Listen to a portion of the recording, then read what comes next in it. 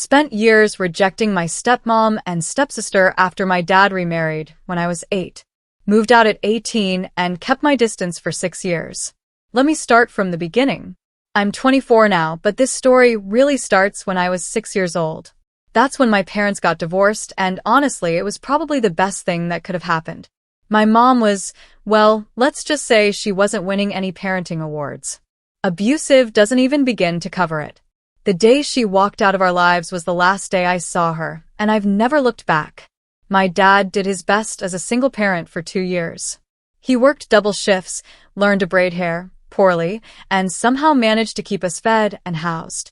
Looking back, those were some of our closest moments, just him and me against the world. You know? We had our routines, our inside jokes, our way of doing things. Then came Sarah.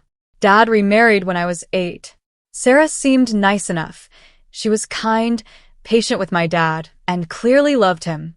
She also came with a 7-year-old daughter, Emma. Suddenly, our little family of 2 became 4, and everything changed. From day 1, Sarah tried to be my new mom. I get it now, she was probably trying to show love and create a blended family.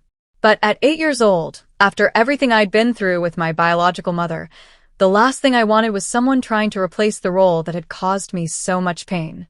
Sarah would pack my lunch with little notes, sign up to volunteer at school events, and try to establish bedtime routines and rules. All normal mom things, right? But I wasn't ready for a mom. I had trust issues the size of Texas, and every kind gesture felt like an invasion. Emma, my new stepsister, wasn't making things easier. She was your typical youngest child, used to being the center of attention, a little spoiled, and not thrilled about suddenly having to share her mom with some grumpy kid who clearly didn't want to be there. She'd throw tantrums when she didn't get her way, tattle on me for the smallest things, and generally act like what she was, a 7-year-old who was also trying to adjust to a completely new family dynamic. The 4 of us were like puzzle pieces from different boxes, trying to force ourselves into a picture that just didn't fit. Dad was caught in the middle, Sarah was trying too hard, Emma was acting out, and I was building walls faster than anyone could tear them down. Family dinners were tense. Game nights ended in arguments. Even simple things like choosing what to watch on TV became battlegrounds. Sarah would suggest family activities, and I'd find excuses to be somewhere else. She'd try to help with homework, and I'd tell her I didn't need help. She'd buy me clothes or books she thought I'd like, and I'd barely acknowledge the gifts. I wasn't trying to be cruel, exactly. I was just protecting myself, the only way I knew how. But looking back, I can see how much my rejection must have hurt her. She was trying to love a kid who was determined not to be loved. The teenage rebellion, when everything got worse. If you thought our relationship was rocky before, just wait until I hit my teenage years. At 13, I discovered that I could hurt people with my words just as much as my biological mother had hurt me with hers. I was angry at the world, angry at the situation, and angry at myself for not being able to just accept the family I'd been given. That anger had to go somewhere, and unfortunately, Sarah bore the brunt of it. I started acting out, in every way imaginable. I'd come home past curfew, refuse to do chores, and challenge every rule Sarah tried to establish. When she'd ground me, I'd sneak out. When she'd take away privileges, I'd find ways around it. I was determined to prove that she wasn't my real mom and couldn't control me. The fights were epic. I mean, door slamming, voice raising. "You're not my mother," screaming matches that would echo through the house. Poor Emma would hide in her room during these confrontations, and Dad would try to mediate, but honestly, he was out of his depth. Sarah, to her credit, never gave up. She'd set boundaries, enforce consequences, and then the next day she'd still ask how school was, or if I needed help with anything. I see now that she was trying to show me unconditional love, but at the time, it just felt like she was being persistent in her attempts to control me. Emma, meanwhile, was going through her own teenage phase, but in the opposite direction. Where I was loud and rebellious, she became quiet and withdrawn. She'd keep to herself, do well in school, and basically try to be the good kid to balance out my chaos. We barely spoke during those years, Not because we disliked each other, but because we were dealing with our own stuff in completely different ways. The breaking point came when I was 17. I don't even remember what the fight was about, probably something stupid like doing the dishes or missing curfew. But Sarah and I got into it, and I said some things that I immediately regretted but was too proud to take back. She ended up crying, which made me feel terrible and angry at the same time. That night, I decided I was done. I started making plans to move out the second I turned 18. True to my word, I moved out 3 weeks after my 18th birthday. I had saved up money from my part-time job, found a tiny apartment across town, and left with barely a goodbye. I told myself I was finally free from the tension and the forced family dynamic. Dad was disappointed, but understood. Sarah was hurt, I could tell, but she helped me pack anyway. Emma just watched from the stairs as I carried boxes to my car, and I remember thinking she looked sad, but I was too focused on my escape to really process it. For the next 6 years, I kept my distance. I'd come around for major holidays and Dad's birthday, but I kept visits short and surface level. I was polite to Sarah and Emma, but that was it. We were like acquaintances who happened to share a connection to the same man. Don't get me wrong, I wasn't completely cutting them off. I'd text Dad regularly, and occasionally Sarah would be included in group messages about family stuff. Emma and I were connected on social media and we'd like each other's posts, but we never really talked.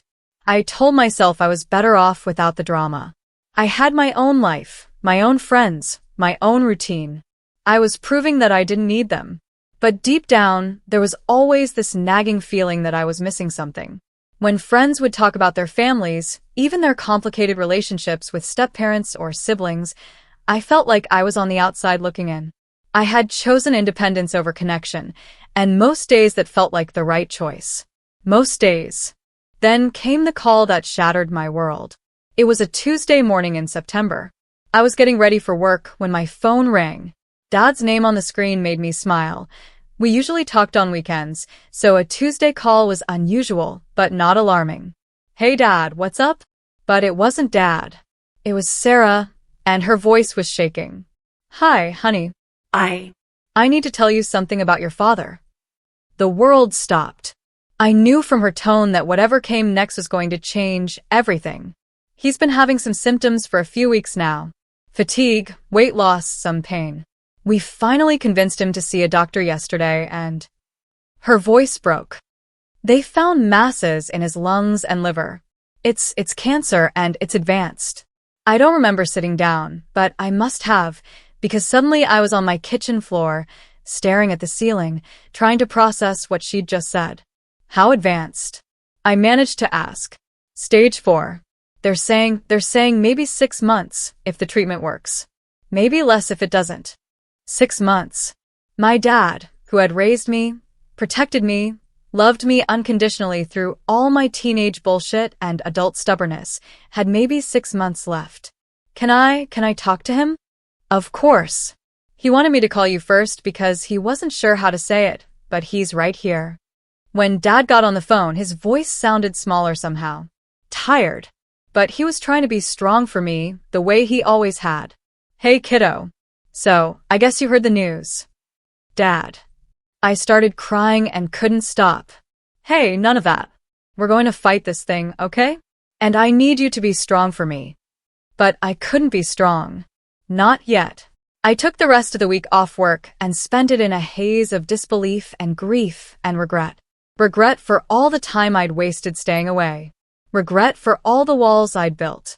Regret for choosing pride over connection. The next 6 months were the most difficult and most precious of my life. I started coming around more, a lot more.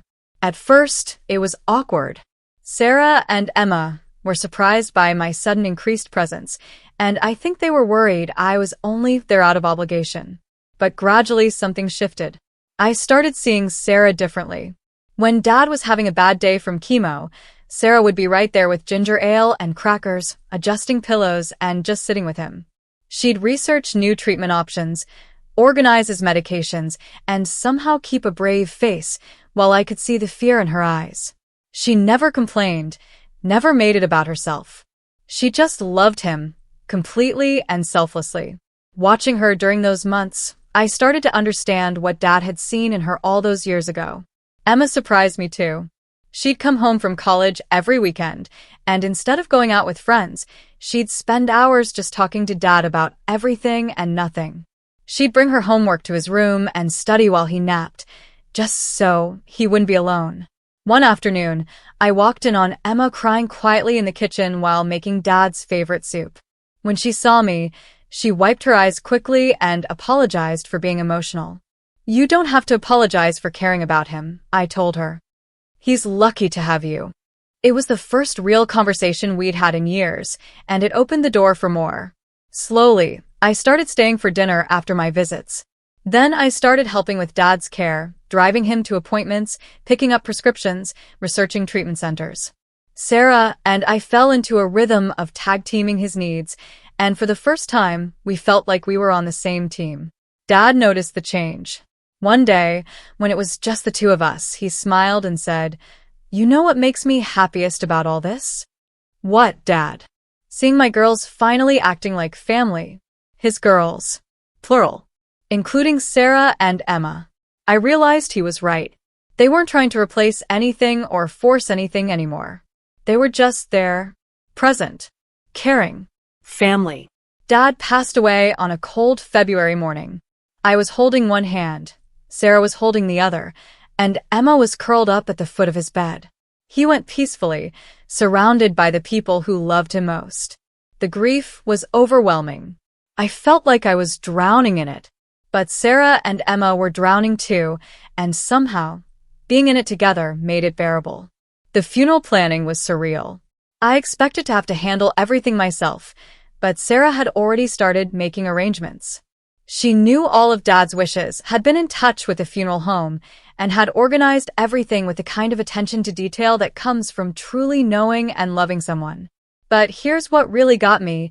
When the funeral director asked about costs, Sarah immediately said she'd handle it. I protested, saying I could pay my share, but she insisted. "He was my husband," she said simply. "Let me do this for him." Later, I found out she had dipped into their retirement savings to pay for everything because she wanted Dad to have the service he deserved. She never made a big deal about it, never acted like I owed her anything. She just did it out of love. Emma spoke at the service. I had planned to, but when the time came, I couldn't get through it. Emma stepped up and delivered the most beautiful tribute to the man who had been her stepdad, but loved her like his own daughter. There wasn't a dry eye in the house. After the funeral, people came back to the house, Dad and Sarah's house, for the reception. I hadn't been inside in months, and walking through those familiar rooms where Dad wouldn't be anymore was like being punched in the gut over and over. But Sarah and Emma were right there with me. When I had to step outside for air, Emma followed me and just sat with me on the porch steps without saying anything. When I couldn't eat because everything tasted like cardboard, Sarah quietly made sure I had water and tissues nearby. They took care of me the way family takes care of family. 2 months after the funeral, I was still struggling. Grief has this way of making everything feel surreal and overwhelming at the same time. I was going through the motions of normal life. Work, errands, social obligations, but nothing felt real or important. Christmas was approaching, and the thought of celebrating anything felt impossible. Dad had loved Christmas. He'd always go overboard with decorations and gifts, and he'd spend Christmas Eve assembling some complicated toy or gadget for Emma, even when she was too old for that stuff. Christmas morning meant football on TV, his famous pancakes, and the comfortable chaos of a family opening presents. The idea of Christmas without him was unbearable, so I decided to just skip it. I'd work extra shifts, avoid them all, and wait for January when all the merriment was over. Then Emma texted me, "Hey, I know this is going to be hard, but Sarah and I really want you to spend Christmas with us. It won't be the same without Dad, but maybe that's okay. Maybe we can just be together and figure out what Christmas looks like for us now. No pressure, but we'd really love to have you there." I stared at that text for probably an hour. Part of me wanted to say yes immediately, the part that had learned to love these women over the past year. But the bigger part was terrified. Christmas at their house, in Dad's chair, with his absence filling every room.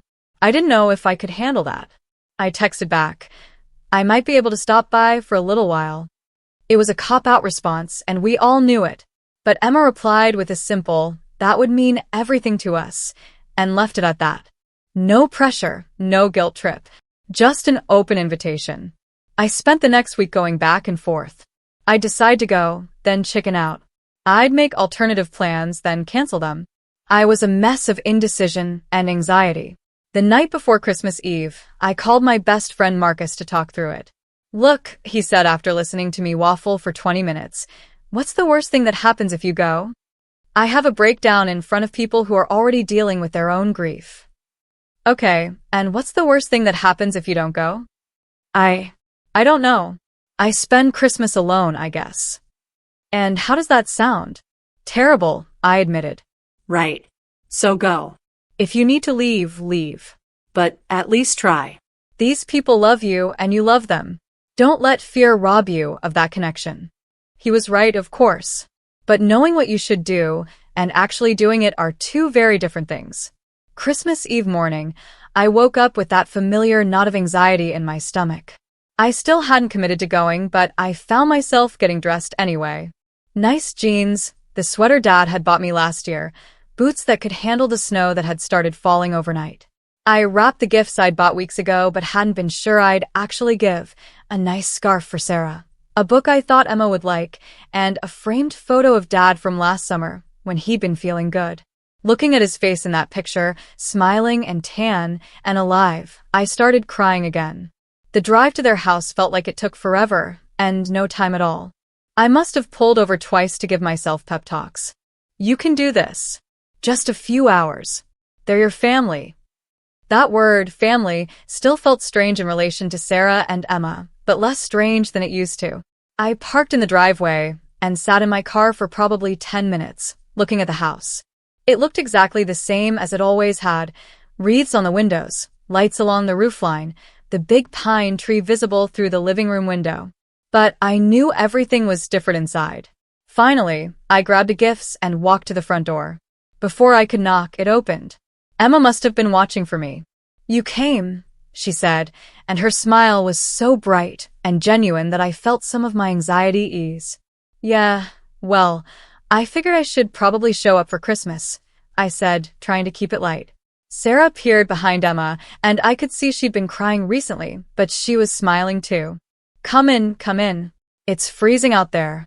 I stepped into the house, and immediately the smell hit me. Sugar cookies, pine from the Christmas tree, and that specific scent of home that every house has. It was exactly the same as always, but Dad's absence was like a physical presence. The living room looked beautiful. Sarah had decorated the tree the same way she always did, with the mismatched ornaments collected over years of family Christmases. Dad's stockings was still hung on the mantel next to ours, and seeing it there made my chest tight. But it was the chair that did me in. Dad's recliner, his spot for watching football, for opening presents, for afternoon naps, was empty. I'd been avoiding looking directly at it, but Sarah noticed me standing awkwardly in the doorway. "Please, sit wherever you're comfortable," she said gently. I meant to sit on the couch, I really did. But somehow I found myself walking toward Dad's chair. Emma and Sarah watched quietly as I stood next to it, running my hand over the worn armrest where Dad used to keep his coffee cup. "He'd want you to sit there," Sarah said softly. "He always said that chair would be yours someday." I sat down, and it was like a dam burst. The grief I'd been holding back, the regret, the love, the overwhelming realization that he was really gone, it all came crashing down at once. I started sobbing. Not quiet tears, but the kind of crying that comes from somewhere deep inside and takes over your whole body. I was embarrassed and devastated and completely overwhelmed, but before I could even think about leaving or apologizing or hiding, Sarah and Emma were there. Sarah knelt beside the chair and put her arms around me, and Emma curled up on the armrest, and we just held each other while I cried. "I miss him so much," I managed to get out between sobs. "We know," Sarah whispered. "We miss him too. I should have been a better daughter. I should have spent more time with you guys. I should have." "Stop," Emma said firmly. "Dad was so proud of you. He talked about you constantly. He understood why you needed space when you were younger, and he was so happy when you started coming around more. He loved you exactly as you were, Sarah added. He never wanted you to be different. He just wanted you to be happy. We stayed like that for a long time, the three of us holding each other in Dad's chair, crying together. It was the kind of raw, honest emotion that strips away all pretense and leaves you with just what matters. And what mattered was this: we were family. Not perfect, not traditional, not without complications, but real. After the crying jag, we were all emotionally exhausted, but somehow lighter too. It was like we'd acknowledged the elephant in the room, Dad's absence and our grief, and now we could figure out how to move forward together. We didn't open presents that night. None of us were in the mood for the forced cheerfulness that can come with gift-giving. Instead, we just talked. Sarah made Dad's famous hot chocolate, which was just Swiss Miss with way too much whipped cream, but we'd never tell him that, and we sat around the tree sharing memories. Emma told us about Dad helping her with her college applications, insisting on reading every essay draft and bragging about her acceptance letters to anyone who would listen. Sarah shared stories about their early dating days, when Dad was trying to impress her by cooking elaborate dinners that usually ended in smoke alarms and takeout orders. I found myself sharing, too, memories I hadn't thought about in years. Like how Dad used to let me stay up late on weekends to watch old action movies with him, or how he'd drive me to school in the mornings when I was running late, never making me feel bad about poor planning. He was so proud when you started coming around more during his treatments, Sarah said at one point. He'd light up every time you walked in the room. I think those visits meant more to him than any medicine. That made me cry again, but different tears this time. Grateful tears. We talked until almost midnight. About Dad, about ourselves, about the strange journey that had brought us to this point. For the first time in my adult life, I felt like I was exactly where I belonged. But I still couldn't bring myself to stay the night. The house was full of too many memories, and I needed to process everything that had happened. I hugged them both goodbye around 11 p.m., promising to come back the next day for Christmas dinner. Thank you, I told them as I was leaving. For everything. For taking care of Dad, for not giving up on me, for being family. Sarah's eyes filled with tears again. Thank you for giving us a chance. I came back the next morning with homemade cinnamon rolls, Dad's favorite, and a new perspective. The grief was still there, it probably always would be, but it was mixed with something else now. Gratitude. Love. Hope. We spent Christmas Day creating new traditions. Instead of the elaborate present exchange Dad used to orchestrate, we each gave one meaningful gift. Sarah loved the scarf, and more importantly, she loved the card I'd written thanking her for loving Dad and for never giving up on me. Emma cried over the book. Apparently it was by an author she'd been wanting to read. And they both treasured the framed photo of Dad. They had gifts for me too. Emma had put together a photo album of pictures of Dad that I'd never seen, candid shots from family dinners and holidays over the years when I hadn't been there. Seeing myself in some of those pictures and seeing how happy Dad looked when I was around was incredibly healing. Sarah's gift was simpler, but somehow more meaningful. It was a key to their house.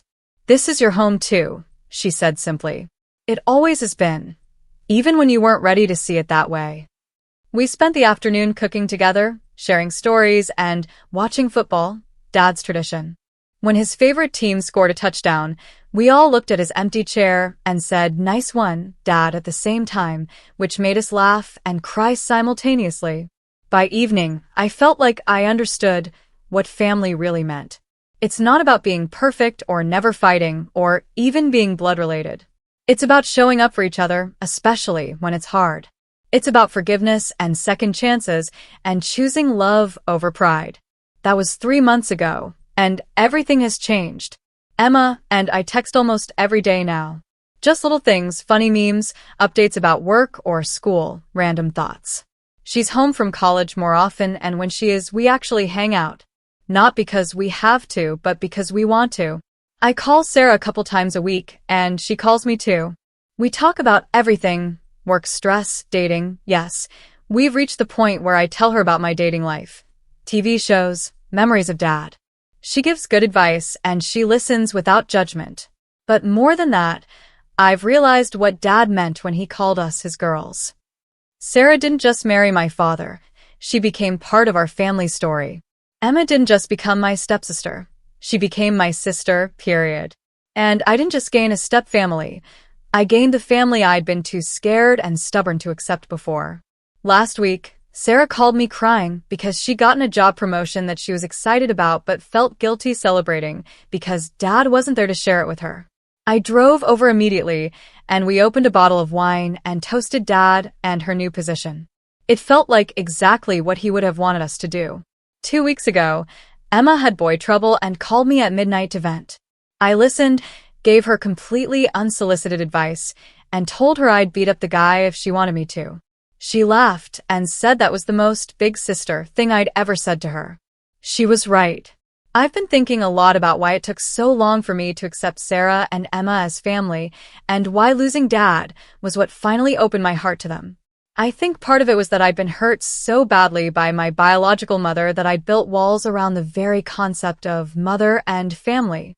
Sarah's attempts to love me felt threatening because love, in my experience, was something that could be weaponized. It was easier to reject her than risk being hurt again.